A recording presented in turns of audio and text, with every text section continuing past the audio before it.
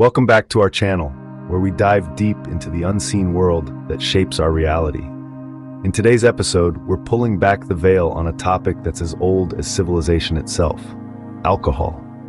For thousands of years, alcohol has been deeply ingrained in our societies, used in rituals, celebrations, and as a social lubricant. But there's a far less discussed aspect to this age-old substance, a darker, spiritual side that we're going to explore today.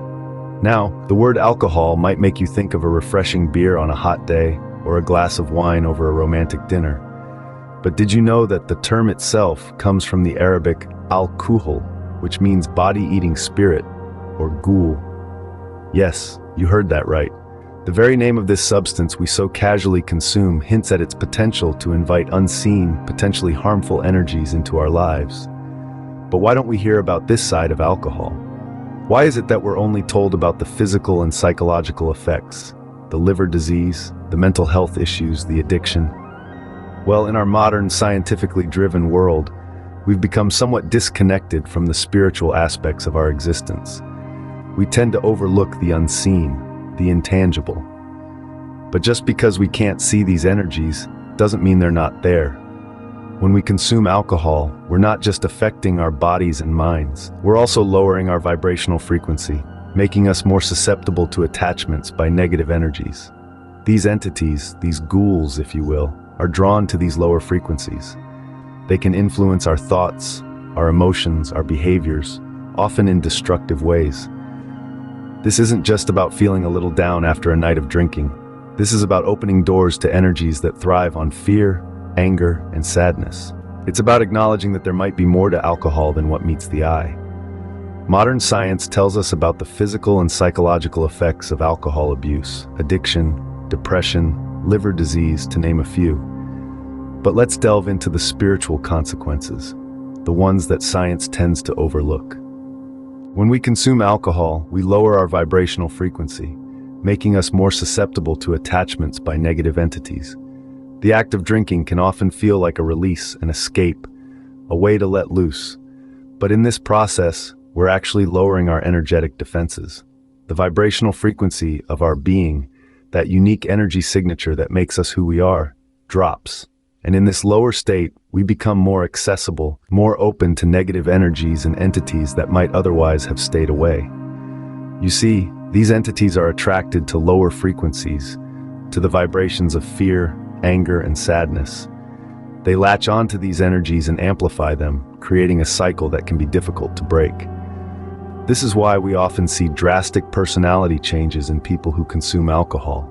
It's not just the physical effects of the drink, it's the unseen spiritual influences at play. Perhaps you've seen it in someone close to you. A normally mild-mannered individual becoming aggressive or belligerent under the influence. Or maybe you've experienced it yourself. A feeling of darkness creeping in, a shift in your thoughts and emotions that doesn't quite feel like you. But this isn't just about feeling down after drinking. It's about opening doors to energies that feed on fear, anger, and sadness. It's about understanding that when we consume alcohol, we're not just affecting our bodies, but also our spirits. We're inviting in entities that can influence our thoughts, emotions, and behaviors in destructive ways. And so it's essential to approach alcohol with mindfulness, with an understanding of its potential spiritual consequences. We must ask ourselves, is the temporary release worth the potential long-term damage? Are we willing to risk our spiritual well-being for a moment of escape? This isn't just about feeling down after drinking. It's about opening doors to energies that feed on fear, anger, and sadness. Have you ever noticed a change in someone's personality when they drink? Or perhaps you felt it yourself, a darkness that wasn't there before. Let's hear from those who've walked this path, who've indulged in the intoxicating allure of alcohol, only to find themselves grappling with unseen forces and emotional turmoil. First, we have John, a jovial fellow known for his lively spirit, but he paints a different picture when it comes to his experiences with alcohol. I used to be the life of the party, he shares, but after a few drinks, I felt a shift. I'd become aggressive, argumentative. It was like I was channeling an energy that wasn't my own. Next, we meet Lisa, a successful entrepreneur who once sought solace in the bottle. I drink to unwind, to escape the pressures of my business, she confesses. But the morning after, I'd feel drained, empty, as if my joy had been siphoned away. Then there's Michael, a former college athlete, who recalls how alcohol transformed him from a team player to a loner. I'd drink and I'd feel invincible, untouchable, he admits. But when the high wore off, I'd be left feeling isolated, disconnected from my friends, my family, even myself. It's a recurring theme, isn't it? The allure of alcohol, the promise of escape, of connection, of an altered state. But what's the cost? A temporary high in exchange for a lingering darkness, a trade-off of joy for despair, of connection for isolation. These aren't just stories of hangovers or bad decisions. These are tales of spiritual disconnection, of unseen energies feeding on lowered vibrations, of an ancient substance opening doors to realms we're ill-equipped to navigate. So we're left with a question. What are we truly seeking when we reach for that bottle? Is it escape, connection, or is it something more, something deeper, something that treads the thin line between our world and the unseen?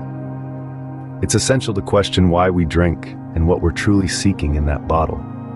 Is it escape, connection, or are we unknowingly seeking an altered state where the boundaries between worlds thin, and not just in a metaphorical sense?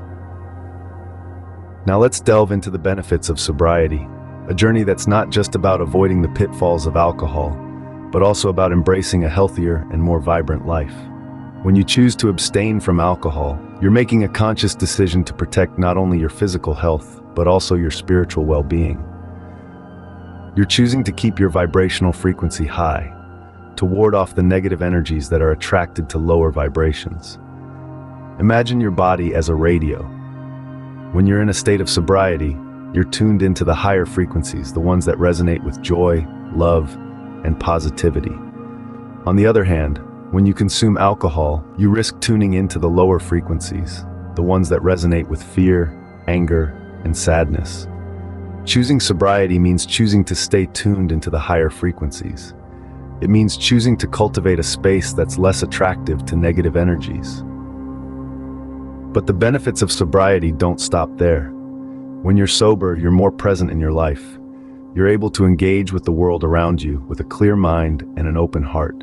You're better equipped to handle life's challenges because you're not numbing yourself or escaping into a bottle. Furthermore, sobriety allows you to reclaim your power.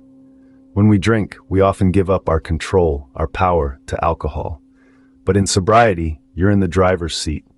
You're in control of your choices, your actions, and ultimately, your life. Sobriety is a gift to your body, your mind, and your spirit. It's a commitment to living your life in a way that honors your highest self, your true self. It's about choosing to live in alignment with your values, your dreams, and your potential.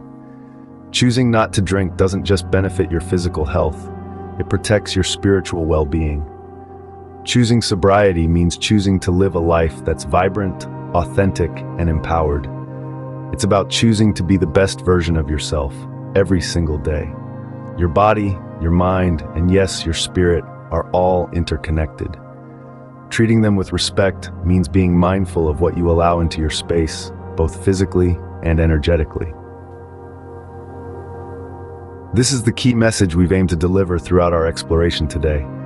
We've looked at alcohol from a perspective that's often overlooked, its spiritual implications, and the potential for it to invite negative energies into our lives. We've seen how alcohol has been a part of human societies for thousands of years, used in rituals, festivities, and as a social lubricant. However, we've also discovered an unseen side to alcohol, one that ancient cultures were acutely aware of: the potential to lower our vibrational frequency and make us more susceptible to negative entities. We've heard from individuals who've experienced this darkness, the feeling of being drained, of not being themselves after nights of heavy drinking. It's a stark reminder that what we consume doesn't just affect our physical health, but our emotional and spiritual well-being too. So, why do we drink? Is it for escape? For connection? Or are we, perhaps unknowingly, seeking an altered state where the boundaries between worlds thin? It's important to question, to be aware, and to be mindful of our consumption habits. Choosing not to drink isn't just about protecting our physical health, it's also about preserving our spiritual well-being. Keeping our vibrational frequency high makes us less attractive to negative energies, and it's a choice we can all make. We're not here to dictate your choices, but to provide insights that might not be widely discussed. After all, awareness is the first step towards transformation. It's about making conscious decisions that respect not just our bodies, but our minds and spirits too. Thank you for joining us on this journey into the unseen. Remember, awareness is the first step toward transformation. Stay safe, stay informed, and keep your vibrations high.